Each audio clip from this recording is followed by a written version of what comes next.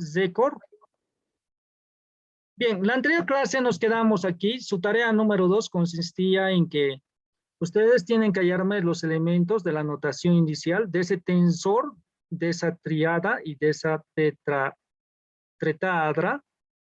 que tiene 27 elementos y el otro, el tensor de cuarto orden o cuarto rango, 81 elementos, ¿sí?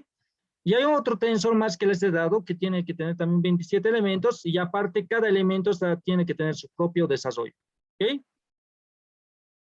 Bien, entonces vamos a ir a la otra diapositiva. Vamos a hacer operaciones con tensores.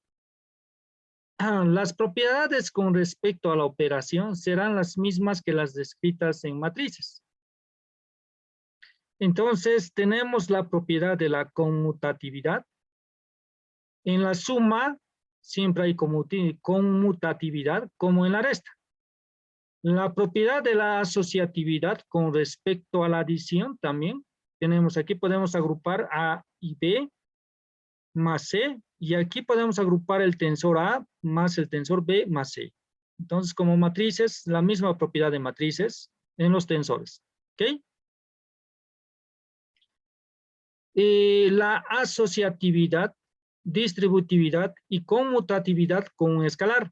Entonces, si alfa y beta son escalares, la multiplicación de alfa beta por ese tensor, podemos separar la multiplicación escalar alfa beta, multiplicar por ese tensor, o podemos colocar el tensor multiplicado por esta multiplicación de escalares.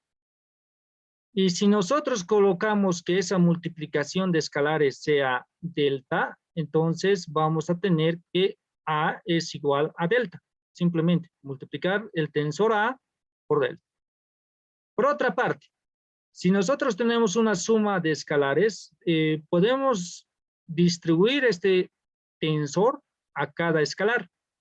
Y si tenemos esta suma de tensores, podemos distribuir el escalar a cada uno de los tensores.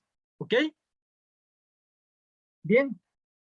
Vamos a continuar y vamos a decir la asociatividad de la adición con respecto al producto entre tensores de dimensión superior a la 0. Entonces, si nosotros tenemos esta suma de tensores multiplicada por ese vector, nosotros podemos distribuir la multiplicación multiplicada con el mismo vector. Este vector puede ser, y en este caso de tensores, siempre va a ser de tercera dimensión, ¿no? No va a ser en el hiperespacio. Bien, esta suma de tensores multiplicada por un vector, y adelante el vector por la suma de tensores nunca es igual. O sea, si nosotros multiplicamos la suma de tensores por el vector y nosotros queremos multiplicar ese vector por la suma de tensores, nunca va a ser igual. O sea, ahí no se cumple. ¿Ok? Estamos hablando de tensores que ya hemos definido, ¿no? Que es un tensor. Bien.